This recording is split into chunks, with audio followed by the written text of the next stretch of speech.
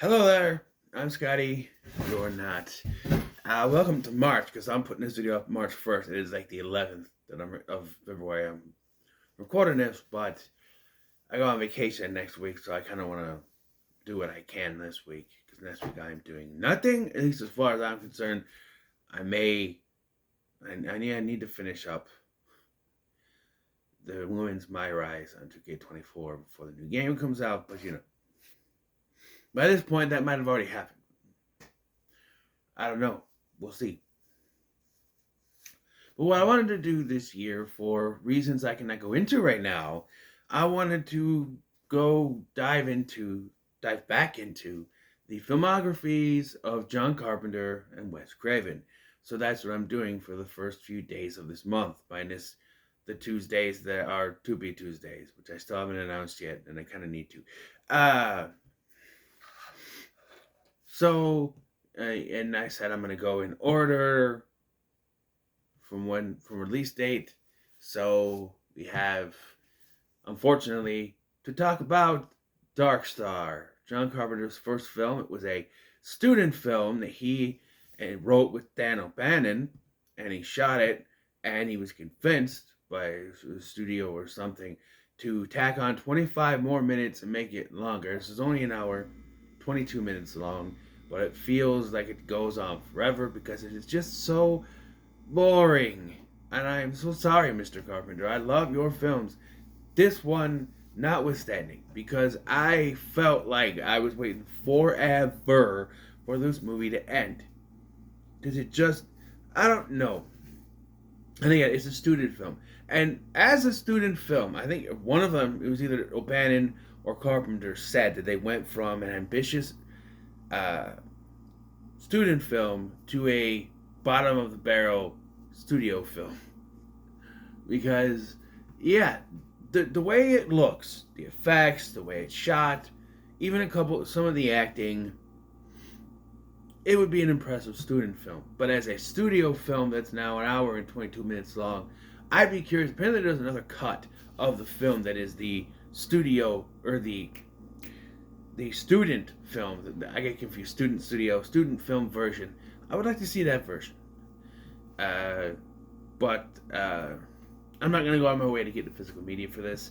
The ones that I am covering are the ones that are on like free services or services that I have, streaming services that I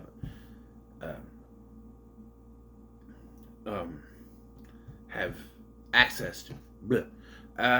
I realized after the fact, when I was already watching this, that most of the ones I want to cover from John Carpenter are also on Peacock, which I could watch without ads. And I tell you what, the ads being removed from this would have helped my experience, I'm pretty sure. It would have gotten done quicker.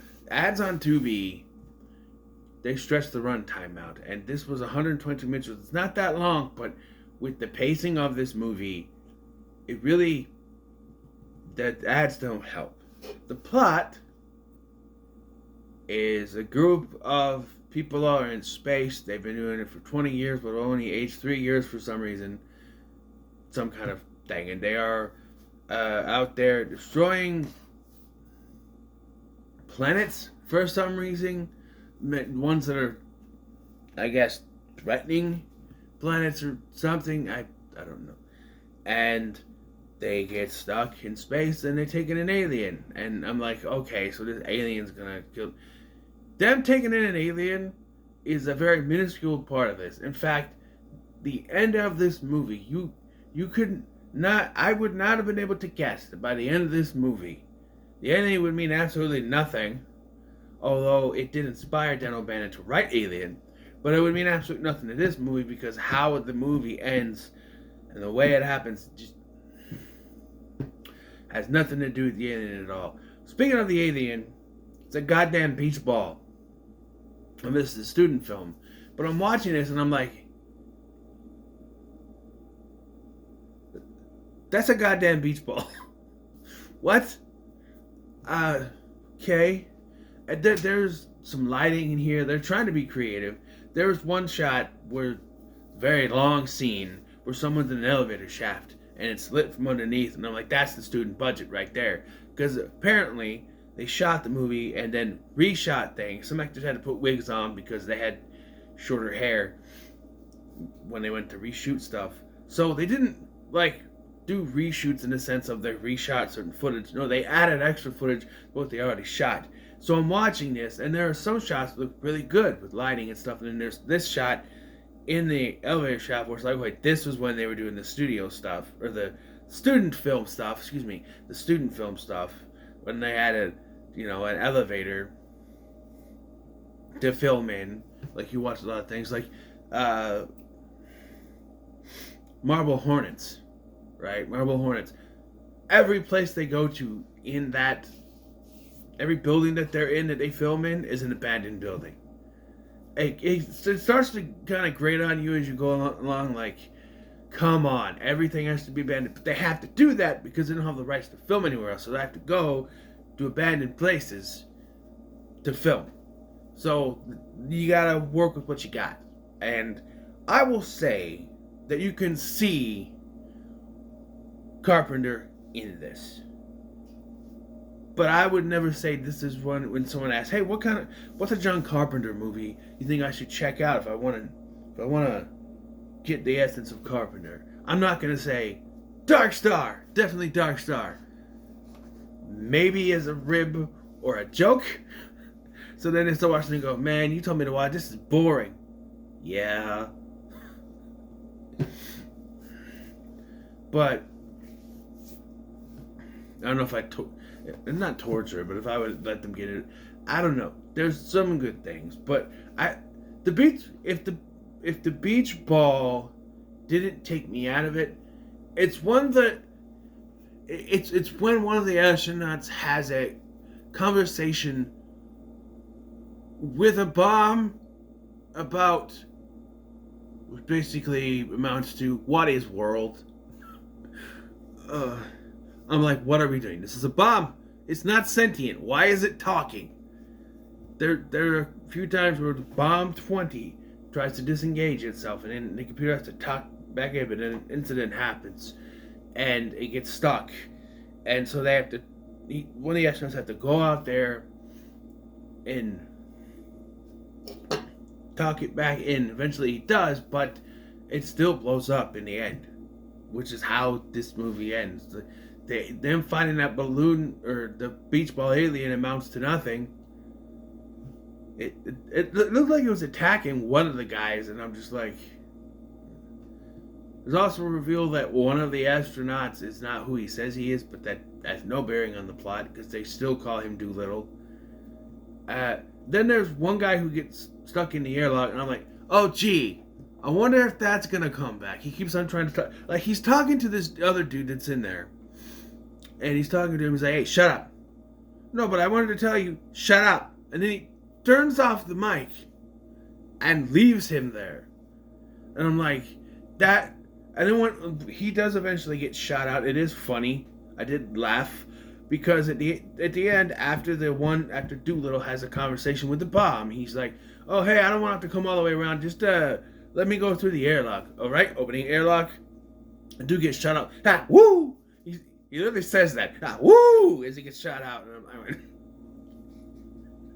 like, "Oh, you shot him out of the airlock." You guys like, what? I'm like, well, yeah. You sent him down there to check on something, then ignored him, and he never came back. Where the hell do you think he was this whole time? They don't mention him after that either, which makes me feel like maybe that was shot after footage. I don't know. But now, this guy has no rockets, so Doolittle has to go and rescue him. Well, while he's doing that, the bomb decides, I explode now. Boom!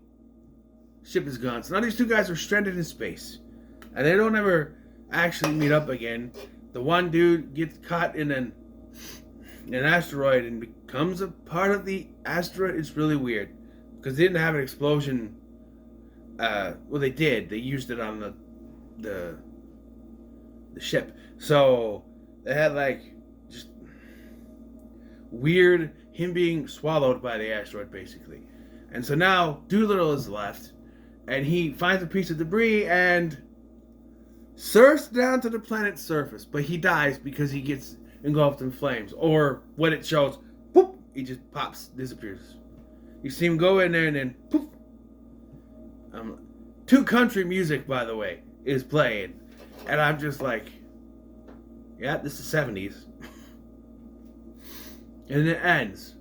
And it's really weird because it says the end, and underneath pops of Dark Star. I'm like, no, I thought it was the end of Psycho. This is a movie that would have been out by then. I thought it was the end of the original Invasion of the Body Snatchers. Thank you for telling me it was the end of the movie I was watching. And that is to say, if you're curious, like I was, I probably shouldn't have been. If you're curious to find out how John Carpenter started his film career, by all means, check it out. Other than that, though, I have to say that this is not worth your time. Watch better Carpenter movies. Watch The Thing. Watch Halloween. Watch Prince of Darkness. I'm going to say Prince of Persia. Big Trouble in Little China. I don't think this is going to be in anyone's top 10 Carpenter movies unless you're like a big film aficionado and appreciate student films and stuff like that. I don't know. No. Do I need to say it? He's no good movie. No, he's no good movie. Sorry, Mr. Carpenter. I respect you. I do. All due respect. But I think you know this movie's crap.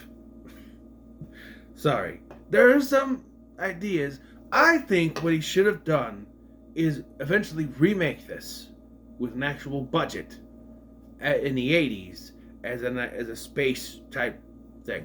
You could call it something else and say it is a reimagining of Dark Star. You know?